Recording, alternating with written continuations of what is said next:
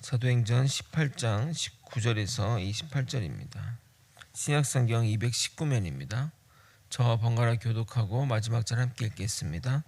예배소에 와서 그들을 거기에 머물게 하고 자기는 회당에 들어가서 유대인들과 변론하니 여러 사람이 더 오래 있기를 청하되 허락하지 아니하고 작별하여 이르되 만일 하나님의 뜻이면 너희에게 돌아오리라 하고 배를 타고 에베소를 떠나 가이사랴에 상륙하여 올라가 교회 안부를 물은 후에 안디옥으로 내려가서 얼마 있다가 떠나 갈라디아와 부르기아 땅을 차례로 다니며 모든 제자를 굳건하게 하니라.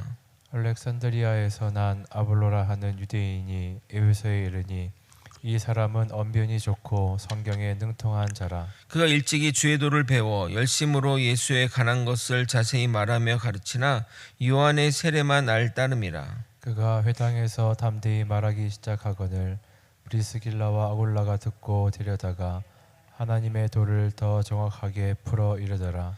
아볼로가 아가야로 건너가고자 하므로 형제들이 그를 격려하며 제자들에게 편지를 써 영접하라 하였더니 그가 가매 은혜로 말미암아 믿음 자들에게 많은 유익을 주니 이는 성경으로서 예수는 그리스도라고 증언하여 공중 앞에서 힘있게 유대인의 말을 이김이러라.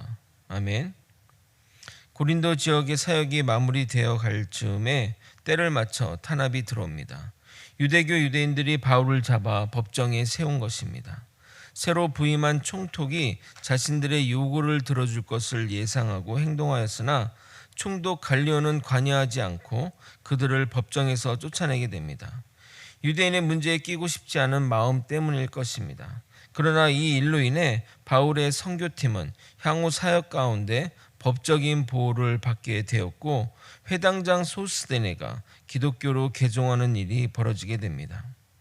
떠날 때를 느낀 사도 바울은 고린도를 떠나 갱그리아에 도착했고 거기서 에베소로 향하는 배를 타게 됩니다. 2차 전도 여행의 막바지와 그리고 오늘 본문은 2차 여행의 마지막과 또 3차 전도 여행의 시작을 보게 될 것입니다.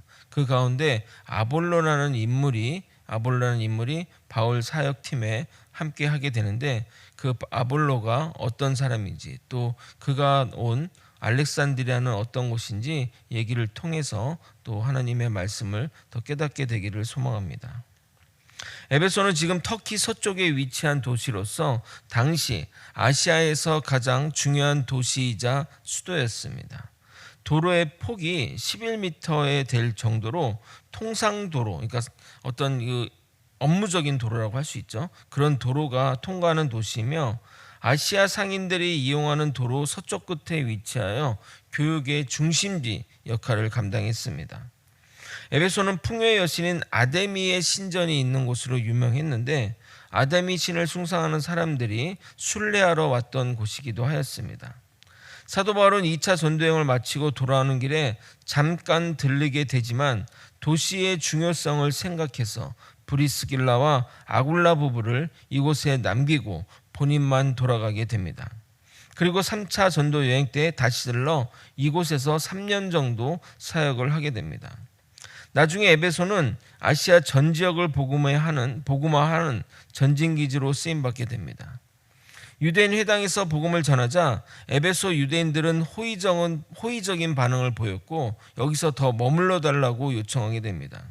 사도 바울은 있을 만도 한데 아마도 고향이 그리웠던지 제의를 거절하고 이런 말을 남기게 됩니다. 21절입니다. 작별하여 이르되 만일 하나님의 뜻이면 너희에게 돌아오리라 하고 배를 타고 에베소를 떠나 그의 말 그대로 후에 에베소에 다시 와서 3년간 복음을 전하게 됩니다. 에베소를 떠나 가이사랴 항구로 도착하고 예루살렘 교회를 거쳐 안디옥으로 돌아가게 됩니다. 사진을 보면 이런 코스로 이동했음을 알 수 있습니다. 이 사진을 보게 되면 가이사랴에서 예루살렘을 갔다는 그런 화살표가 되어 있지 않지만 실제는 예루살렘 교회를 들렀음을 알 수 있습니다. 22절을 보면 알 수 있습니다. 가이사랴에 상륙하여 올라가 교회 안부를 물은 후에 안디옥으로 내려가서 본문에는 예루살렘에 들렀다는 말이 없지만 예루살렘이 고지대에 있게 올라갔다는 것은 예루살렘을 상징하는 것이고 교회는 예루살렘 교회를 말하는 겁니다. 만약 바로 안디옥으로 간다면 가이사라 항구로 가지 않았을 것입니다. 1차 전도 여행처럼 선교의 결과를 예루살렘 교회에 보고하기 위해서입니다. 이로써 3년에 걸친 2차 전도 여행을 마무리하게 됩니다. 3차 전도 여행은 거의 2차 전도 여행과 비슷한 경로로 이동하게 됩니다. 먼저 1차 전도 여행 중 사역한 곳을 들러 그곳 교회를 경고하게 한 후에 에베소로 향하게 됩니다. 방문한 곳은 아마도 비시디 안디옥, 루스드라, 더베 지역으로 추정됩니다. 3차 전도 여행의 목적은 2차 전도 여행 당시 복음을 전파했던 곳을 돌아보며 교회를 굳건히 하려는 목회적인 차원에서 이루어졌습니다. 2차 전도 여행 막바지에 브리스길라와 아굴라 부부를 에베소에 두고 왔다는 이야기를 제가 앞에서 이야기한 것을 기억하실 것입니다. 그 에베소에 알렉산드리아 출신인 아볼로가 오게 됩니다. 24절부터 28절까지의 그 내용은 사도 바울이 갈라디아와 부르기아 지역, 여기 그 1차 전도 여행 지역을 다니는 그 과정 속에 그때 아볼로가 와서 있었던 일 같습니다. 사도 바울이 언급되지 않기 때문입니다. 알렉산드리아는 알렉산더 대왕의 이름을 따서 지은 도시로서 당시 애굽의 수도 역할을 감당했습니다. 경제적으로 매우 활발했고 금융, 의복, 유리, 파피루스와 같은 다양한 물건을 생산했으며 그 당시 인구만 해도 100만 명이 넘을 정도로 지금 100만 명, 그 당시 100만 명이라면 지금 1000만 명이 넘는 그런 엄청난 큰 도시였습니다. 특히 과거 프톨레미 치하에 문화 융성 정책을 실시해서 당시에 가장 큰 도서관, 가장 최고의 장서를 보유한 도서관이 있었고 그곳에 많은 학자들이 거주했습니다. 특히 신구약 중간기 때 안티오쿠스 에피파네스의 탄압을 피해 도망간 유대인들이 많았는데 유대인만의 공동체를 이룰 정도로 그 도시가 제법 유대인들이 많았다고 합니다. 초대 교부들 중에 이곳 출신이 많았는데 이들을 특별히 알렉산드리아 학파라고 명명했고 클레멘트, 오리겐, 어거스틴 같은 분들이 알렉산드리아를 대표하는 교부라 할 수 있습니다. 그런 배경하에서 아볼로와 같은 랍비가 탄생한 것입니다. 이 학파의 성경 해석 특징은 비유적인 해석을 많이 했는데 그러다 보니까 그런 수사학이 발달하고 그리고 그러다 보니까 그곳 출신들은 말을 잘했다고 합니다. 그러니까 이제 우리도 옛날에는 그런 것들을 많이 했었죠. 우리 어렸을 때는 운변학원도 다니고 막 했었잖아요. 어린애들이. 저도 운변학원 다녔던 기억이 있습니다.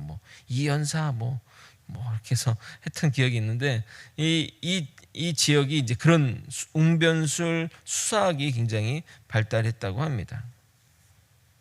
그래서 아볼로를 소개할 때 이렇게 표현되어 있는데 아볼로만의 특징이라기보다는 알렉산드리아 출신의 특징이라고도 할 수 있습니다.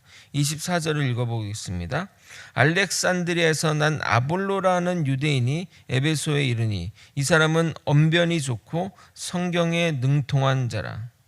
지금과 같이 전 세계가 이렇게 네트워크와 연결이 되어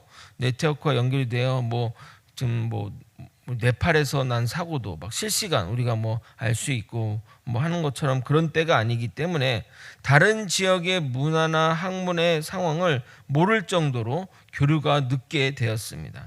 아마도 그런 이유들 때문에 각 지역마다 독자적인 어떤 문화적인 색깔을 가지게 된 배경이 있지 않을까 생각하는데 아볼로도 그런 영향으로 인해 예수님이 승천하신 이후 성령이 강림했다는 사실을 몰랐습니다. 그가 세례 요한의 세례만 알았다는 것은 예수님의 공생의 초기 부분만 안다는 말입니다. 아마도 그는 그리스도의 죽음과 부활도 몰랐을 수 있습니다. 25절입니다. 그가 일찍이 주의 도를 배워 열심으로 예수에 관한 것을 자세히 말하여 가르치나 요한의 세례만 알 따름이라. 그런데 브리스길라와 아굴라는 그가 회당에서 연설하는 모습을 보고 그의 가능성을 보게 됩니다. 26절을 여러분이 한번 읽어보도록 하겠습니다. 함께 읽겠습니다. 시작. 그가 회당에서 담대히 말하기 시작하거늘 브리스길라와 아굴라가 듣고 데려다가 하나님의 도를 더 정확하게 풀어 이르더라. 회당에서 아볼로가 이렇게 연설하고 담대히 말할 수 있다는 것은 사람들로부터 그의 지식을, 그의 능력을 인정받았다는 의미입니다. 그래서 브리스길라와 아굴라 부부는 그에게 접근하여 그리스도의 죽음의 의미, 부활, 그리고 성령 강림에 관한 전체적인 복음의 내용을 가르치게 됩니다. 아마도 자신들의 거처에 그를 초대해서 식사를 제공하고 또 편의를 제공하며 그와 친해진 이유일 것입니다. 그러나 그들 부부는 천막을 만드는 평신도에 불과하고 또 아볼로는 많은 학문을 배운 석학이며 랍비이지만 자신이 모르는 것에 대해서는 겸손히 받아들이는 모습을 볼 수 있습니다. 사실 많이 배운 사람일수록 자신이 부족한 것을 그리고 남으로부터 그런 것들을 배우는 것이 그렇게 쉽지는 않습니다. 하지만 그는 다른 사람과 달랐습니다. 자신이 모르는 것, 자신이 부족한 것이 그 상대가 누구일지라도 그것들을 받아들여서 하나님의 그 사도로서의 역할을 감당할 수 있게 된 것입니다. 아마도 이런 모습이 많은 이들에게 매력적으로 다가온 것 같습니다. 이곳에서 두 부부에게 복음의 핵심을 깨달은 아볼로는 헬라의 아가야로 가고자 합니다. 이 아가야는 도라고 한다면 고린도는 시라고 할 수 있습니다. 그러니까 경남 거제시라는 것처럼 아가야도 고린도 시라 하겠습니다.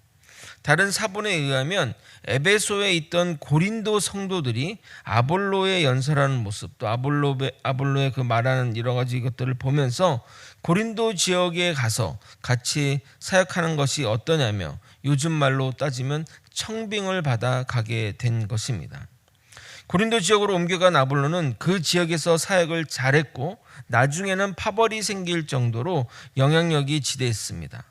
분파는 고린도 지역의 잘못된 열심으로 생긴 거지 아볼로의 잘못으로 만들어진 것은 아닙니다. 그런데 그가 얼마나 말을 잘했는지 말로써 유대인들을 이겼다고 할 정도입니다. 27절 28절을 읽어드리도록 하겠습니다. 아볼로가 아가야로 건너가고자 함으로 형제들이 그를 격려하며 제자들에게 편지를 써 영접하라 하였더니 그가 가매 은혜로 말미암아 믿은 자들에게 많은 유익을 주니 이는 성경으로서 예수는 그리스도라고 증언하여 공중 앞에서 힘있게 유대인들의 말을 이김이러라. 여기서 중요한 표현 중에 하나는 바로 성경으로서입니다. 28절에 보면 이는 성경으로서 할 때 이 성경으로서가 중요한 표현이라 할 수 있습니다. 단순히 말을 잘해 이겼다면 이겨도 문제인 것입니다. 이단들은 정말 말을 잘합니다. 어떻게 저렇게 말을 잘 지어내는지 신기할 따름입니다. 그러나 그들이 결정적으로 문제되는 이유는 성경의 근거가 부족하기 때문입니다. 또는 성경을 자기적으로 해석하기 때문입니다. 아볼로는 세상 학문이나 지식을 근간으로 설파한 것이 아니라 성경을 가지고 예수를 그리스도라 증거하였습니다.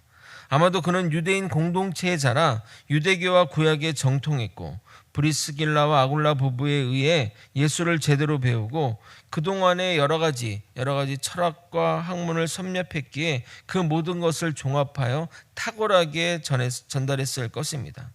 그래서 사도 바울보다 말을 잘한다고 인정받았으며 젊고 유능했기에 고린도 교회 성도들에게 인기가 많았던 것입니다. 말씀을 정리하겠습니다. 오늘 본문은 2차 전도 여행의 마지막과 3차 전도 여행의 시작을 다룹니다. 바울은 도착하자마자 바로 떠나는 그 모습에서 양떼를 사랑하는 목자의 모습을 보게 됩니다. 한편 에베소에서는 브리스길라 부부가 사역하고 있었는데 회당에서 말씀을 선포하는 아볼로를 보게 됩니다. 그는 구약 성경은 물론 헬라 철학과 운병 및 수사학에 능통한 자였습니다. 그럼에도 자신의 부족함을 겸손하게 받아들이고 진정한 복음의 진수를 깨달은 고수가 됩니다. 이후 아볼로는 고린도 교회로 넘어가 고린도 교회에 지대한 영향을 미치게 됩니다. 바울이 그의 사역을 이렇게 평가할 정도이니 말입니다. 고린도전서 3장 6절입니다.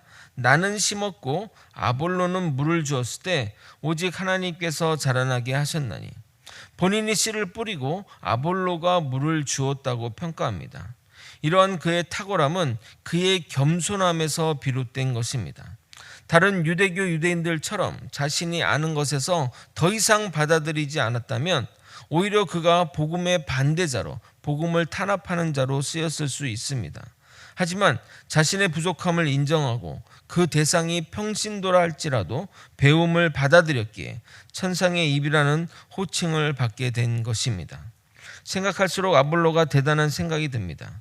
그가 잘못된 선인격과 교만함으로 복음을 받아들이지 않았다면 개인적으로 또 공동체적으로 얼마나 큰 손실입니까? 진리는 전하는 자에 있는 것이 아니라 진리 그 자체에 있습니다. 고린도후서 4장 7절은 이렇게 말합니다. 우리가 이 보배를 질그릇에 가졌으며 이는 심히 큰 능력은 하나님께 있고 우리에게 있지 아니함을 알게 하려 함이라. 사람의 외모나 조건이나 환경을 보지 않고 진리 그 자체로 깨닫는 저와 여러분이 되시길 예수님의 이름으로 소망합니다. 기도하시겠습니다. 하나님의 말씀을 배우고 우리가 모자란 것을 인정하며 계속해서 하나님을 알아가는 자리로 나아갈 수 있도록 인도하여 주시옵소서. 내가 부족함을 인정하고 그 가르치는 대상이 누구라 할지라도 진리를 가르치는 그것을 바라보며 진리를 깨닫는 자리로 나아갈 수 있도록 이끌어 주시옵소서. 하나님을 더 알아가고 하나님의 더 그 사역들과 그 능력들을 알아가는 것이 우리에게 기쁨이 되게 도와주시옵소서. 사랑이 많으신 예수 그리스도 이름으로 기도드립나이다. 아멘. 주기도문으로 예배를